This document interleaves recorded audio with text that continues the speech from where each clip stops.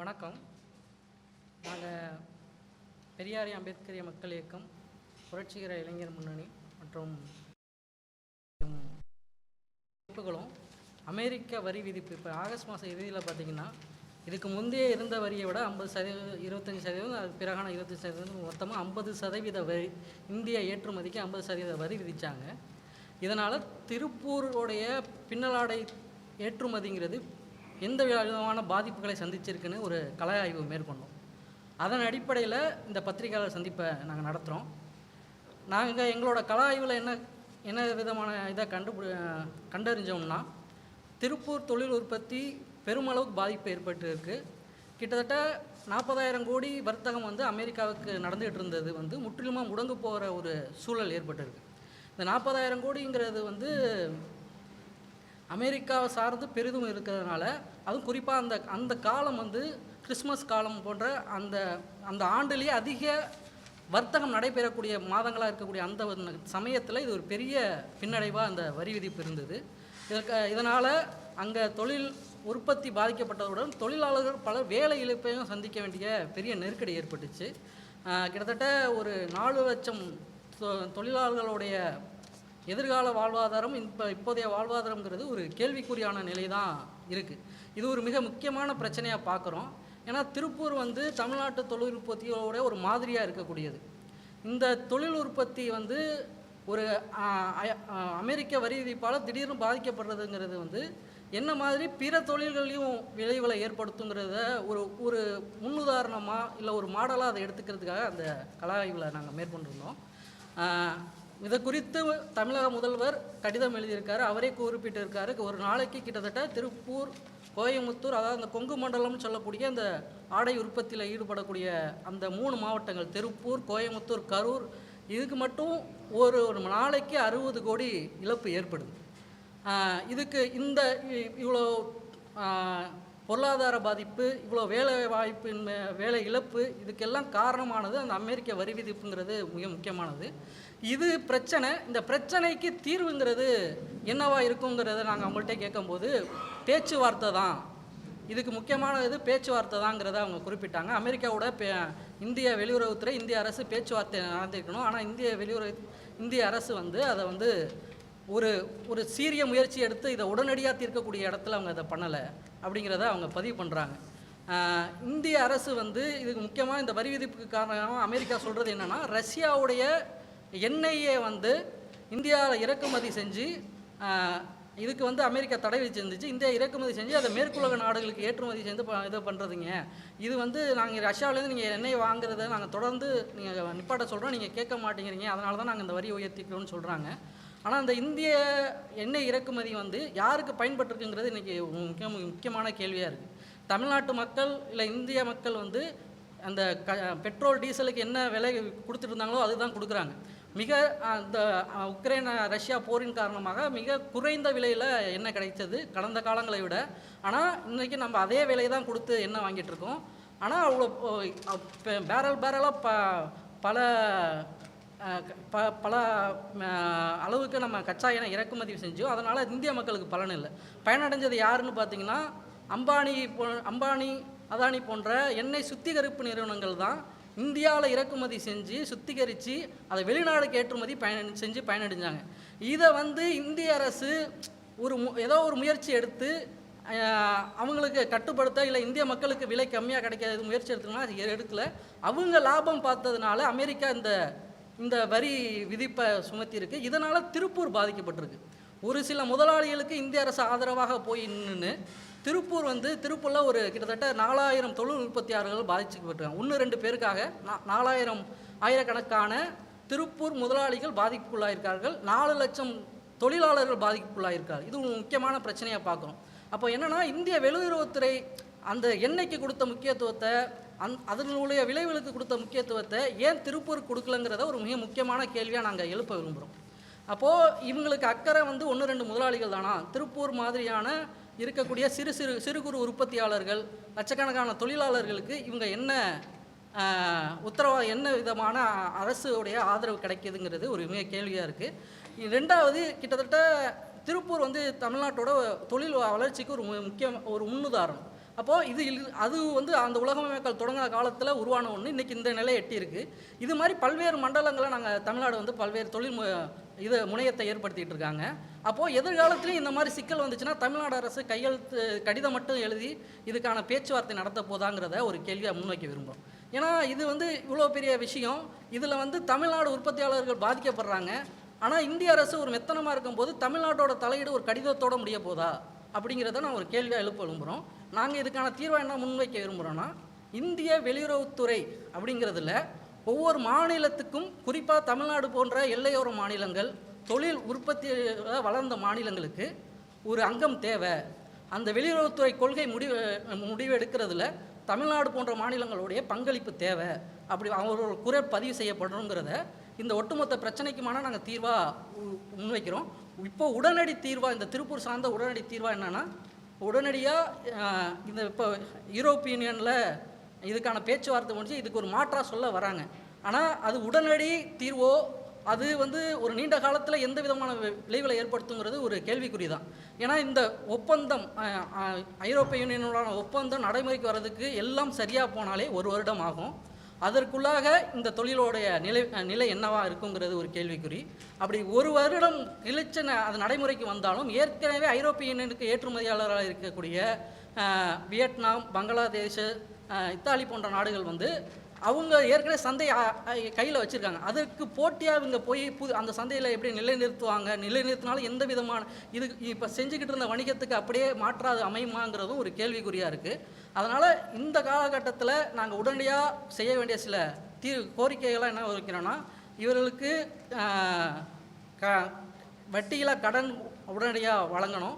அதேமாரி தமிழ்நாடு அரசு அவங்களுக்கான மின்சார கட்டணத்தில் விலக்களிக்கணும். தொழிலாளர்களுக்கு இந்த நெருக்கடி காலத்தை கடக்க அரசு நிவாரணத் தொகை வழங்கணும். முக்கியமாக நாங்கள் இந்த கலாய்வில் பார்த்ததுன்னா, அங்கே உள்ள தொழிலாளர்கள் பலருக்கு வந்து அடிப்படை தொழிலாளர் உரிமைகளான மருத்துவ காப்பீடோ இல்லை பிஎஃப்ங்கிற சொல்லக்கூடிய வைப்பு நிதியோ இது எந்தவித இதுவும் இல்லை. பெரும்பாலான தொழிலாளர்கள் இதிலெல்லாம் பதிவு செய்யப்படாத ஒரு முறைசாரா தொழிலாளர்களாக தான் இருக்காங்க. இப்போது இவங்களெல்லாம் வேலையே இப்போ கிட்டத்தட்ட இதில் பதிவு செஞ்சிருக்கு பார்த்தீங்கன்னா ஒரு 2 லட்சத்துலேருந்து 3 லட்சம் தான். ஆனால் இதில் இந்த தொழிலில் இருக்கிறது கிட்டத்தட்ட 10 லட்சத்துக்கு மேலே இருக்காங்க.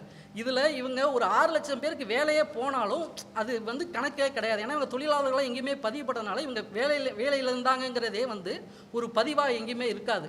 அதனால் இவர்கள் எல்லாம் உடனடியாக பதிவு செய்யப்பட்டு அவர்களுக்குடைய அடிப்படை தொழிலாளர் உரிமைகளை வழங்குங்கிறதையும் ஒரு முக்கியமான கோரிக்கை அந்த இடத்துல வைக்கிறோம். தொடர்ந்து தோழர்கள் தங்களுடைய கருத்துக்களை பதிவு செய்வாங்க. நன்றி.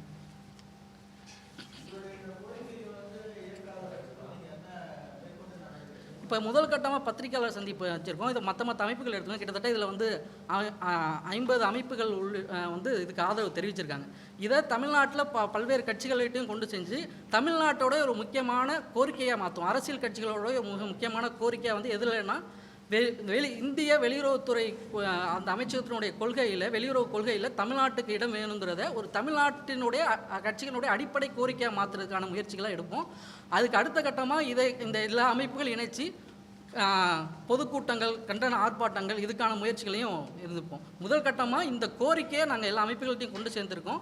இதை தமிழ்நாட்டோட அரசியல் கட்சியினுடைய வேலை திட்டம் கட்சி அறிக்கையில் கொண்டு வரதுக்கான ஒரு முக்கியமான அடுத்தடுத்த கட்டங்களில் அதை நாங்கள் கொண்டு சேர்ப்போம். இல்லை, நான் தமிழ்நாடு அரசுகிட்ட தான் கோரிக்கை வைக்கிறோம். தமிழ்நாட்டு அரசியல் கட்சிகள்கிட்ட தான் கோரிக்கை வைக்கிறோம். நீங்கள் டிமாண்ட் பண்ணுங்கள். கடிதம் மட்டுமே போதாதுங்கிறது தான் எங்களுடைய இது. நீங்கள் வந்து வெளியுறவு கொள்கையில் பங்கேற்றுங்க.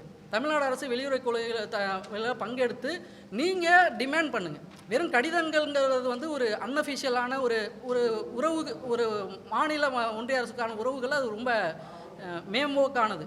அதிகாரப்பூர்வமாக வெளியுறவு கொள்கையில் தமிழ்நாடு அரசுக்கு என்ன நிலைப்பாடு, என்ன ரோலுங்கிறத நாங்கள் கேள்வி எழுப்புகிறோம். அது தேவை. ஏன்னா தமிழ்நாடு வந்து இன்றைக்கி பார்த்திங்கன்னா இந்தியாவுடைய உற்பத்தி வந்து 4 ட்ரில்லியன் அமெரிக்க டாலர் உற்பத்தியை இந்தியா பொருளாதாரம் அது இலக்காக வச்சுருக்காங்க. தமிழ்நாடு அரசு வந்து 1 ட்ரில்லியன் அமெரிக்க டாலருங்கிறத பொருளாதார இலக்காக வச்சுருக்காங்க. கிட்டத்தட்ட இந்திய ஒட்டுமொத்த உற்பத்தியில் 4ல் 1 பங்கு.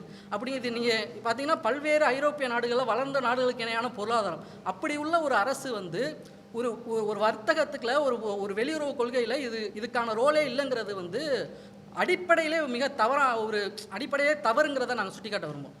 ஏன்னா நீங்கள் தமிழ்நாடு அரசு அது மட்டும் இல்லை, புவிசார் அமைவிடத்தில் மிக முக்கியமான இடத்துல இருக்குது. இந்த உலக வர்த்தக போக்குவரத்தில் தமிழ்நாடோட நிலப்பரப்புங்கிறது மிக முக்கியமானது.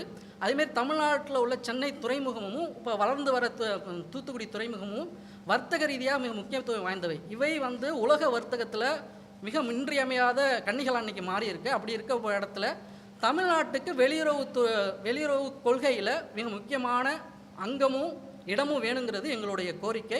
அதை தான் நாங்கள் தமிழ்நாடு அரசுக்கிட்டையும் தமிழ்நாட்டை சேர்ந்த அரசியல் கட்சிகள்கிட்டையும் நாங்கள் முன்வைக்க விரும்புகிறோம். அனைவருக்கும் வணக்கம்.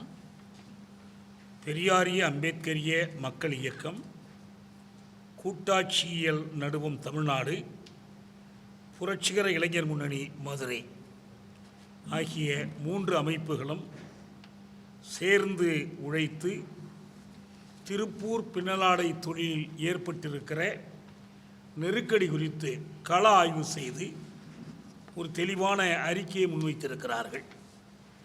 இந்த அறிக்கைக்கு ஆதரவாகவும் இதையொட்டி எடுக்கப்படுகிற முயற்சிகளுக்கு தோழமை தெரிவித்து தமிழ் தேசிய விடுதலை இயக்கத்தின் சார்பில் நான் இந்த செய்தியாளர் சந்திப்பில் கலந்து கொள்கிறேன். எனக்கு முன்னர் பேசிய தோழர் இந்த அறிக்கையினுடைய சாரத்தையும் இறுதி கோரிக்கையையும் தெளிவாக இங்கே எடுத்துரைத்திருக்கிறார்.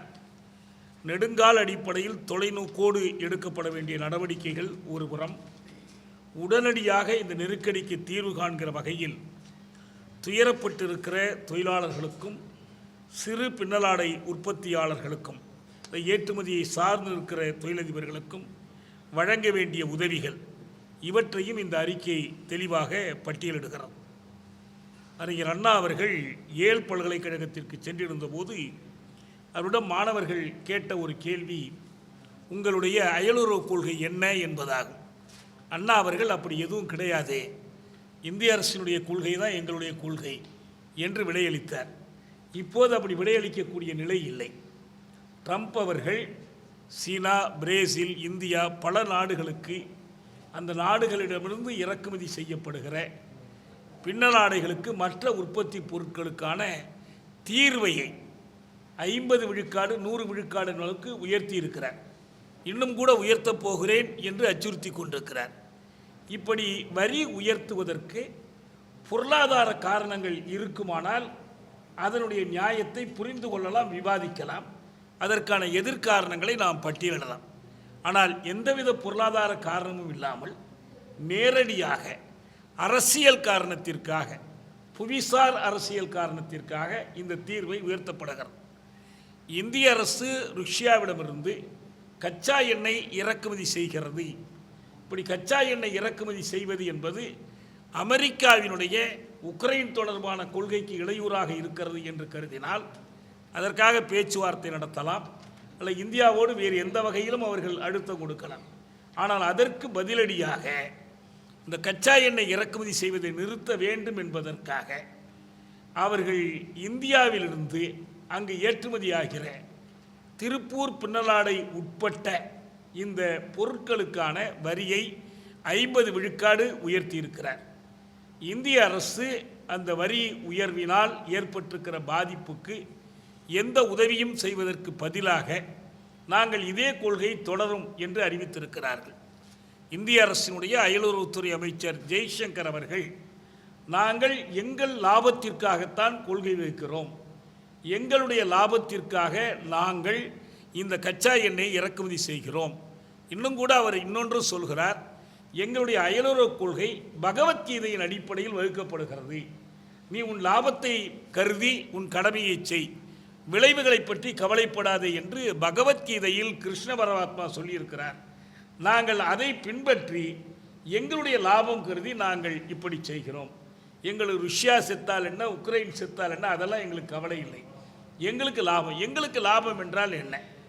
அந்த கச்சா எண்ணெயை இறக்குமதி செய்து அவர்கள் தேர்தலுக்கு முன் வாக்களித்தது போல பெட்ரோல் விலையை குறைத்திருக்கிறார்களா, டீசல் விலையை குறைத்திருக்கிறார்களா? எதுவும் இல்லை. இந்த விலைகள் அனைத்தும் உயர்ந்திருக்கின்றன.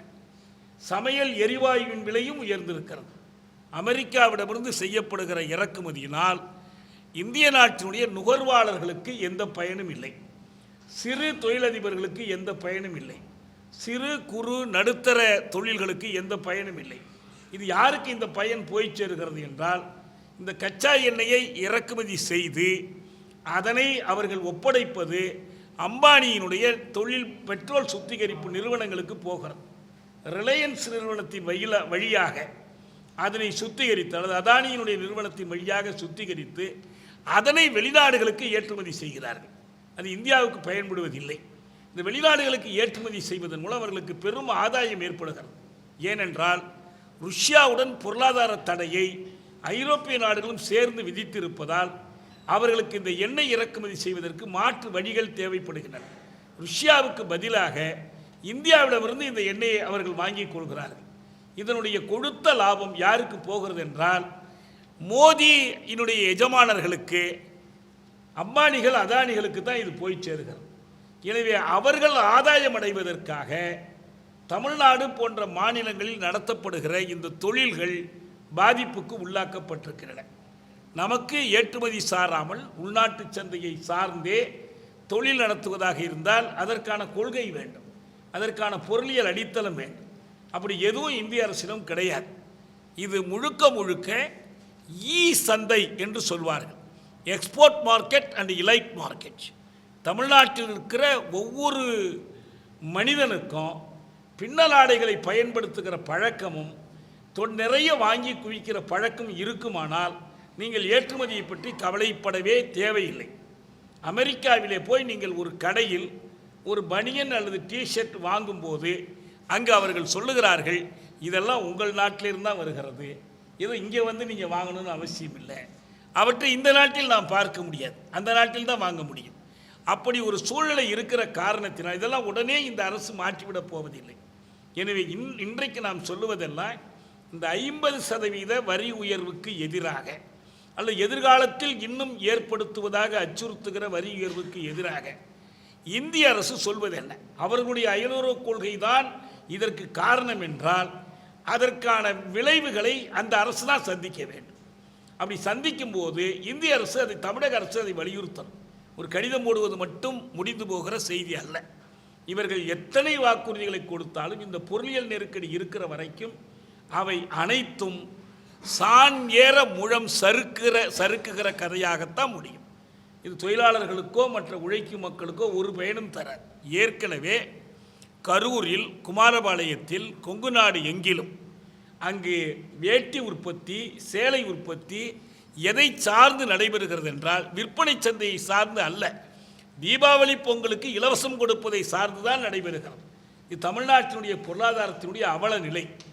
இந்த நிலையில் இந்த பின்னலாடைக்கும் அந்த ஒரு நிலை வந்து, யாராவது ஒரு கட்சி தேர்தலில் வாக்குறுதி கொடுக்கலாம், நாங்கள் ஜெயித்தால் வீட்டுக்கு 2 பனியன் கொடுக்கிறோம் என்று கூட உறுதி கொடுக்கலாம்.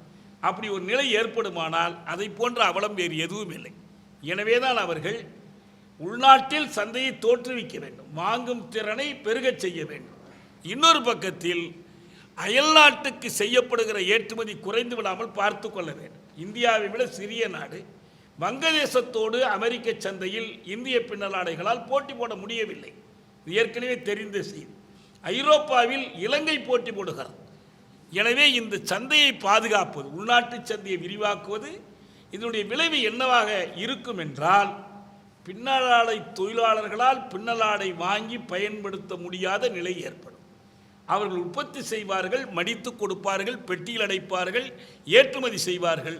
ஆனால் அவர்களுக்கு அதனால் ஒரு பயனும் இருக்காது. ஏன்னா அவங்கள்ட்ட அதுக்கான காசு இருக்காது. காசு இல்லை என்றால் வாங்க முடியாது. இந்த பொருளியல் நெருக்கடி இன்னைக்கு திருப்பூரை மிக கடுமையாக பாதித்திருக்கிறது. இது திருப்பூரில் பின்னலாடை தொழிலாளர்களுக்கும் பின்னலாடை உற்பத்தி செய்கிற சிறு முதலாளிகளுக்கும் மட்டும் ஏற்பட்டிருக்கிற நெருக்கடி அல்ல. ஏனென்றால் இதை சார்ந்து ஏராளமான துணை தொழில்கள் செயல்படுகின்றன. இந்த தொழிலாளர்களை சார்ந்து, இந்த முதலாளர்களை சார்ந்து பல துணை தொழில்கள் இயங்குகின்றன. அவை அனைத்துக்கும் இன்றைக்கு மூடு விழா நடத்தப்பட்டு கொண்டிருக்கிறது. 50 பேர் வேலை செய்த பல தொழிலகங்களில் 5 பேர் 10 பேருக்கு மேல் வேலை இல்லை என்று அனுப்பக்கூடிய நிலை. இந்த நிலை மாறவில்லை என்றால் இந்த நெருக்கடி அது திருப்பூரை மட்டும் பாதிக்கிற நெருக்கடியாக இருக்காது, இது தமிழ்நாட்டு மக்கள் அனைவரையும் பாதிக்கக்கூடிய ஒரு நெருக்கடி. எனவேதான் உடனடியாக அந்த தொழிலாளர்களுக்கு செய்ய வேண்டிய உதவிகளை இந்த அறிக்கை குறிப்பிடுகிறது. அதே போல் அந்த தொழிலுக்கு தேவையான மூலப்பொருட்கள் இவற்றுக்கெல்லாம் வரி விலக்கு கொடுக்கணும். பருத்தி இறக்குமதிக்கு நிரந்தரமான வரி விலக்கு கேட்டிருக்கிறோம். அதே போல் வங்கி கடனுக்கு தளர்வளிக்கணும், புதிய கடன்களை ஒன்றிய அரசு வழங்க வேண்டும். இந்த ஏற்றுமதி சிக்கல் தீர்கிற வரைக்கும் தமிழக அரசு இந்த பின்னலாடை தொழில்களுக்கு மின் கட்டணத்திலிருந்து விலக்களிக்க வேண்டும். இந்த தொழிலாளர்களுக்கு உரிய உரிமைகளை இந்த நெருக்கடியான சூழலில் தொழிலாளர்கள் தங்களை தாங்களே பாதுகாத்து கொள்வதற்கு வாய்ப்பளிப்பது அவர்களுடைய உரிமைகள் தான். நீங்கள் அந்த உரிமைகளை மறுத்து விடுவீர்களானால் அவர்களால் எதையும் கேட்டு பெறவும் முடியாது, கெஞ்சி பெறவும் முடியாது. அப்படி ஒரு நிலை தோன்றி இருக்கிறது. இவை எல்லாவற்றையும் கருத்தில் கொள்ள வேண்டும். நாங்கள் இந்த அறிக்கையினுடைய சுருக்கம் உங்களுக்கு தரப்படுகிறது. இதெல்லாம் முக்கியமான செய்தியாக கருதி ஊடகங்களில் இவற்றை வெளியிட வேண்டும், இவற்றை பற்றிய விவாதங்களை நிகழ்த்த வேண்டும் என்று கேட்டுக்கொள்கிறோம். போராடுவதில் நம்பிக்கை கொண்டிருக்கிற தோழமை அமைப்புகள் இந்த அறிக்கையை முன்வைத்திருக்கிற அமைப்புகளோடு சேர்ந்து இந்த கோரிக்கைகளுக்கான இயக்கத்தை நாம் முன்னெடுப்போம். நன்றி, வணக்கம். வேறு யாரும் பேசுறீங்களா?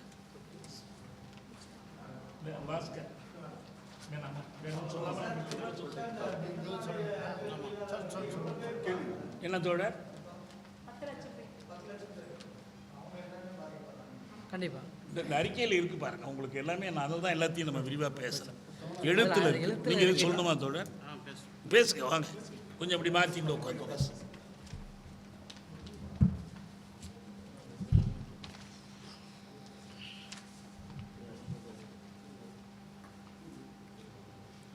அம்பேத்கரிய பெரியாரிய மக்கள் இயக்கம், கூட்டாட்சியல் நடுவம் தமிழ்நாடு, புரட்சிகர இளைஞர் முன்னணி மதுரை, இந்த அமைப்புகள் குறிப்பாக பின்னலாடை உற்பத்தியில் ஏற்பட்டிருக்கிற பாதிப்பும் அதை ஒட்டி தொழிலாளர்களுடைய வேலையிழப்பு குறித்து ஒரு விரிவான ஒரு ஆய்வு அறிக்கையை சமர்ப்பித்திருக்கிறாங்க. இந்த அறிக்கையின் மீதாக இன்றைக்கி பத்திரிகை செய்தி கொடுக்கப்பட்டுருக்கு. இந்த பத்திரிகை செய்தியில் மக்கள் அதிகாரத்தின் சார்பாக இந்த கூட்டமைப்பில் நாங்கள் பங்கேற்றிருக்கிறோம். தொடர்ச்சியாக தோழர்களுக்கு ஒத்துழைப்போடு பல போராட்டங்களிலும் நாங்கள் ஒத்துழைப்பு கொடுத்து ஈடுபடுவோம் என்பதை தெரிவித்துக் கொள்கிறோம். அதே சமயத்தில் கடந்த காலங்களில் நீங்கள் பார்த்துருக்கலாம், ட்ரம்ப் வெனிசுலாவை எப்படி ஒரு ஆக்கிரமிப்பு அதிபரை கடத்தி ஆக்கிரமிப்பு செஞ்சுருக்காரோ அதே போல் இன்றைக்கி பார்த்தீங்கன்னா ஒரு தாக்குதல் திருப்பூரில் பின்னலாடையில் ஏற்பட்டிருக்கிறது. அது குறிப்பாக அந்த 50% வரி விதிப்பால் இந்த பின்னலாடையில் உற்பத்தி செய்யக்கூடிய சிறு குறு தொழில் உற்பத்தி எல்லாமே பாதிக்கப்பட்டிருக்குது. கிட்டத்தட்ட 2500 பின்னலாடை உற்பத்தி நிறுவனங்கள் பாதிக்கப்பட்டிருக்குது. அதை சார்ந்த சிறு குறு தொழில் நிறுவனங்கள் 20,000க்கும் மேற்பட்ட நிறுவனங்கள் பாதிக்கப்பட்டிருக்குது. 12 லட்சம் பின்னலாடை தொழிலாளர்கள் வேலையை இழக்கும் அபாயம் ஏற்பட்டு இருக்கிறது. அதே போல் பார்த்தீங்கன்னா ட்ரம்போட இந்த 50% வரி விதிப்பால் திருப்பூர் தொழில் நகரமே பார்த்தீங்கன்னா ஒரு நெருக்கடியை சந்தித்து கொண்டிருக்கிறது. அதே போல் இந்த வரி விதிப்பால் கிட்டத்தட்ட 2000 கோடி இழப்பை சந்தித்து கொண்டிருக்கிறது என்பதை ஆழறிக்கையாக கொடுத்திருக்கிறார்கள். இது 50% வரி விதிப்பால் ஏற்பட்டிருக்கிற பாதிப்பு ஒரு பக்கம் இருந்தாலும் கடந்த காலங்களிலே மோடி ஆட்சியின் போது பணமதிப்பு நீக்கம் செய்யப்பட்ட போது கடுமையாக இந்த சிறு குறு பின்னலாடை தொழிலாளர்களும் சிறு குறு தொழில்களும் கடுமையாக பாதிக்கப்பட்டது. அது மட்டுமல்ல, மோடி அரசு கொண்டு வந்த ஜிஎஸ்டி வரியாலும் பாதிக்கப்பட்டது. அதே போல் கொரோனா காலகட்டத்தில் கடுமையாக பாதிக்கப்பட்டிருந்த இந்த தொழிலில் யார் ஆதாயம் அடைஞ்சாங்க அப்படின்னு கேட்டிங்கன்னா, அம்பானி அதானின்னு சொல்லக்கூடிய பார்ப்பன பனியா கும்பல் ஆதாயம் அடைஞ்சாங்க. இப்படிப்பட்ட ஒரு அறிக்கையை தோழர்கள் சமர்ப்பித்திருக்கிறாங்க. குறிப்பாக நாங்கள் சொல்வது என்னவென்றால், இன்றைக்கி பின்னலாடை மட்டுமல்ல, தோல் உற்பத்தி செய்யக்கூடிய ஆம்பூர் போன்ற பகுதியெல்லாம் கூட பாதிக்கப்பட்டிருக்குது. இதனால் என்ன ஆச்சுன்னா, ஒரு பக்கம் ட்ரம்ப்பு, ஒரு பக்கம் மோடி, 2 பேரும் ஒரு நாணயத்தின் இரு பக்கங்களாக ஒரு பாசிச நடவடிக்கையை மேற்கொண்டிருக்கிறார்கள். ட்ரம்பினுடைய நோக்கம் தன்னுடைய டாலரை ஆதிக்கத்தை செலுத்த வேண்டும், உலக நாடு முழுக்க தன் கட்டுப்பாட்டில் இருக்க வேண்டும் என்ற ஒரே நோக்கத்துக்காக தொடர்ச்சியாக பல நாடுகள் மீது ஆக்கிரமிப்பு போரை நடத்தி கொண்டிருக்கிறார். அதேபோல இந்தியா போன்ற நாடுகள் மீது வரி விதித்து வரிப்போரை தொடுத்துட்டு இந்த வரிப்போருக்கு எதிராக இங்கு இருக்கக்கூடிய ஒன்றிய மோடி அரசு இதுவரைக்கும் வாயை திறக்கவில்லை. அந்த வரி விதிப்பு எதிராக பேசவில்லை என்பதுதான். பக்கத்தில் இருக்கக்கூடிய சீனா நாடு வரி விதித்த உடனே நாங்களும் வரி விதிப்போம் என்ற எதிர்த்தாக்குதலாக அவங்க சொன்னதுனால வரி போடலை அமெரிக்கா. அதுபோல இங்கே இருக்கக்கூடிய மோடி அரசு ஒரு துணிவு இல்லாத ஒரு அரசாக செயல்பட்டு இருக்கிறது. குறிப்பாக இன்னைக்கு தேசங்கடந்த கார்ப்பரேட் முதலாளியாகிய அதானி, அம்பானி போன்ற கார்ப்பரேட் நலன்களை முன்னிறுத்தி தொடர்ச்சியாக மோடி அரசு இன்னைக்கு ஆட்சியை நடத்தி கொண்டிருக்கிறது. இதில் பாதிக்கப்படுறது யார்? தொழிலாளர்கள், விவசாயிகள், மீனவர்கள், அனைத்து தரப்பட்ட மக்களும் இதில் பாதிக்கப்பட்டிருக்கிறாங்க. அதோடு மட்டும் இல்லாமல் சிறு குறு தொழில்கள், இது சார்ந்த நிறுவனங்கள், அதே போல் தேசிய முதலாளிகள் இவங்கெல்லாம் கடுமையாக பாதிக்கப்பட்டிருக்கிறாங்க. இப்போ இவர்கள் பற்றியெல்லாம் மோடி அரசுக்கு கவலை இல்லை. அவர்களோட நோக்கம் என்பது அதானி அம்பானியுடைய சொத்துக்களை பாதுகாக்க வேண்டும், அவருடைய தொழிலை வளர்த்து கொள்ள வேண்டும். அதில் ஒரே உதாரணம், அதானியை கூட்டும் போயிட்டு ஆஸ்திரேலியா நிலக்கரி சுரங்கத்தை ஒப்பந்தம் போட்டு கையெழுத்து போட்டு கொடுத்துட்டார் ஒரே விமானத்தில் போயிட்டு. இதை பத்திரிகை செய்தியில் நியூஸு. ஏன் சொந்த நாட்டில் இப்படி ஒரு ஆடை உற்பத்தியில் லட்சக்கணக்கான தொழிலாளர்கள் பாதிக்கப்படுறாங்களே, ஏன் மோடிக்கு தெரியாதா? இல்லை அயலுறவு கொள்கை, வெளியுறவு கொள்கைக்கு இது தெரியாதா? தோழர்கள் முன் வச்சுக்கிற சரியான ஒரு காரணம் என்னவென்றால், இந்த வெளியுறவு கொள்கை என்பது ஒட்டுமொத்த மாநிலத்தை உள்ளடக்கிய ஒரு பிரதிநிதி கூட்டமைப்பை உருவாக்க வேண்டும் என்பது மக்கள் அதிகாரம் வரவேற்கிறோம். அப்படிப்பட்ட ஒரு கூட்டமைப்பை உருவாக்கி அதில் பிரதிநிதிகளை கொண்டு தமிழ்நாட்டினுடைய உரிமை பற்றி பேச வேண்டும், தமிழ்நாட்டினுடைய வளர்ச்சி பற்றி பேச வேண்டும். அப்படிப்பட்ட ஒரு கூட்டமைப்பை உருவாக்க வேண்டும் என்று தோழர்கள் முன்வைத்துக்கிற அந்த ஆய்வறிக்கையை மனப்பூர்வமாக நாங்கள் ஏற்றுக்கொள்கிறோம். அந்த அடிப்படையிலே மோடி அரசுக்கும் நாங்கள் சொல்லக்கூடிய ஒரு விஷயம் என்னென்றால், பின்னலாடை உற்பத்தி தொழிலாளர் பாதிப்பும் அங்கு இருக்கக்கூடிய சிறு குறு நிறுவனங்கள் பாதிப்பை உடனடியாக சரி செய்ய வேண்டும். தமிழக அரசு இதை கவனத்தில் கொண்டு மோடி அரசுக்கு அழுத்தம் தர வேண்டும் என்பதாகத்தான் இன்றைய நாங்கள் பத்திரிகை செய்தியை நாங்கள் கொடுத்திருக்கிறோம். இல்லை என்றால் மக்கள் போராட்டம் வெடிக்கும் என்பதை எச்சரிக்கிறோம். நன்றி, வணக்கம்.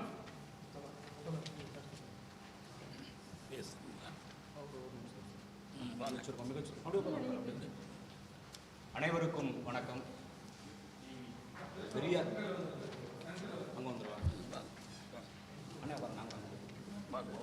பெரியாரிய அம்பேத்கரிய மக்கள் இயக்கம், கூட்டாட்சியல் நடுவம், புரட்சிகர இளைஞர் முன்னணி ஆகிய அமைப்புகள் ஒன்றிணைந்து திருப்பூரில் அமெரிக்க அரசு விதித்திருக்கக்கூடிய இந்த வரி விதிப்பால் ஏற்பட்டிருக்கக்கூடிய அந்த தொழிலாளர்களின் நெருக்கடிகளை நேரடியாக கள ஆய்வு செய்து இன்றைக்கு அறிக்கையாக நம் முன்னால் கொண்டு வந்து நிறுத்தியிருக்கின்றார்கள். இந்த அறிக்கையை ஊடகவியலாளர்களிடம் கொண்டு சேர்க்க வேண்டும் என்கின்ற அடிப்படையில் இந்த ஊடகவியலாளர் சந்திப்பை இந்த கூட்டமைப்பு ஒருங்கிணைத்திருக்கின்றது. விடுதலை சிறுத்தைகள் கட்சியின் சார்பில் இந்த கூட்டமைப்பு கள ஆய்வு செய்து கொடுத்திருக்கக்கூடிய இந்த அறிக்கையில் இருக்கக்கூடிய பிரச்சனைகளை, இந்த பிரச்சனைகளுக்கான தீர்வுகளை விடுதலை சிறுத்தைகள் கட்சி முழுமையாக வரவேற்கிறது. இந்த கள ஆய்வில் ஈடுபட்ட கூட்டமைப்பை சார்ந்த தோழர்களுக்கு விடுதலை சிறுத்தைகள் கட்சியின் சார்பில் என்னுடைய நெஞ்சார்ந்த நன்றியை முதலில் பதிவு செய்கின்றேன். எனக்கு முன்னர் இங்கே பேசிய நம்முடைய தோழர்கள் இந்த வரி விதிப்பால் பின்னலாடை தொழிலாளர்களுக்கு எத்தகைய நெருக்கடி ஏற்பட்டிருக்கிறது, இந்த நெருக்கடியிலிருந்து ஓரளவிற்கு அவர்களை பாதுகாப்பதற்கு தமிழக அரசு சில நலத்திட்டங்களை உடனடியாக அறிவிக்க வேண்டும் என்கின்ற கோரிக்கையை அறிக்கையாக வெளியிட்டிருக்கின்றார்கள். இதை தமிழ்நாடு முதலமைச்சர் மாண்புமிகு ஸ்டாலின் அவர்கள் உடனடியாக கவனத்தில் கொண்டு பின்னடைவு தொழிலாளர்களுக்கான இந்த பொருளாதார நெருக்கடியிலிருந்து அவர்களை மீட்டுருவாக்கம் செய்வதற்கு உடனடியாக தமிழ்நாடு அரசு கவனம் செலுத்த வேண்டும் என்று விடுதலை சிறுத்தைகளின் சார்பில் கேட்டுக்கொள்கின்றோம். அடுத்த முறை தமிழ்நாடு முதலமைச்சர் அவர்களை எங்களுடைய தலைவர் அண்ணன் திருமாவளவன் அவர்கள் சந்திக்கின்ற போது இந்த கூட்டமைப்பின் அறிக்கையை கண்டிப்பாக முதல்வரிடம் கொடுத்து அவரின் கவனத்தை இந்த பிரச்சனைகளில் ஈர்ப்பதற்கான முயற்சியை மேற்கொள்வோம் என்பதை நான் இங்கே உறுதிப்பட சொல்லுகின்றேன். இதில் இன்னொரு மிக முக்கியமான செய்தி, இந்த அறிக்கையில் அயலுறவு கொள்கையில், இந்திய அரசினுடைய அயலுறவு கொள்கையில் இனிமேல் இப்படிப்பட்ட முடிவுகள் எடுக்கின்ற போது மாநில அரசுகளின் சேர்ப்பும் அவர்களது இணைப்பும் இருக்க வேண்டும் என்பது மிக முக்கியமாக இங்கே சொல்லப்பட்டிருக்கிறது. இந்த அறிக்கையில் இது மாநில சுயாட்சி சம்பந்தமான மிக முக்கியமான கோரிக்கை. இதை உடனடியாக இந்திய அரசு ஏற்றுக்கொள்ளாது. இந்தியாவிற்கு இறையாண்மை இருக்கிறது என்று பேசக்கூடியவர்கள் தமிழ்நாட்டிற்கும் தமிழர்களுக்கும் இறையாண்மை இருக்கிறது என்பதை ஒத்துக்கொள்வது அவ்வளவு எளிதாக நடந்துவிடாது. எனவே அனைத்து அரசியல் கட்சிகளுடைய ஜனநாயக இயக்கங்களுடைய கூட்டமைப்போடு கூட்டு இயக்கத்தோடு இந்த கோரிக்கையை நடைமுறைப்படுத்துவதற்கு நாம் இணைந்து பணியாற்றுவோம். எனவே இது சாதாரணமான வேலை அல்ல, சாதாரணமான கோரிக்கை அல்ல. இதை இன்றைக்கு அறிக்கையாக மக்கள் மயப்படுத்தி இருக்கக்கூடிய அருமை தோழர்களுக்கு மீண்டும் ஒரு முறை என்னுடைய நன்றி. இந்த கோரிக்கைகளை வலியுறுத்தி திருப்பூர் மாவட்டத்தில் விடுதலை சிறுத்தைகளின் மாவட்ட நிர்வாகிகளோடு தொடர்பு கொண்டு பேசி உடனடியாக விரைவாக இந்த கூட்டமைப்பில் இருக்கக்கூடிய தோழர்களின் உரைகளோடு அங்கு ஒரு கண்டன ஆர்ப்பாட்டத்தை நடத்துவதற்கு விடுதலை சிறுத்தைகள் முயற்சி மேற்கொள்ளும். இந்த முயற்சியை எடுத்திருக்கக்கூடிய, நேரடியாக கள ஆய்வு செய்து இந்த அறிக்கையை தாக்கல் செய்திருக்கக்கூடிய இந்த கூட்டமைப்புக்கு மீண்டும் மீண்டும் விடுதலை சிறுத்தைகளின் சார்பில் நன்றியை தெரிவித்துக் கொள்கிறேன். நன்றி, வணக்கம். வேற யாரும்? அதாவது என்னென்னா, நாங்கள் கள ஆய்வு போனதில்லை, அதுக்கு அடுத்து அதை வந்து ஃபேக்ட் செக் பண்ணோம். அதாவது என்னென்னா, இப்போ கள ஆய்வில் இருக்கிறதும் அரசியலாக இதுக்கு முன்னாடி வந்த தகவல்களை ஃபேக்ட் செக் பண்ணல. ஐக்கிய முற்போக்கு கூட்டணி இருந்த காலத்தில்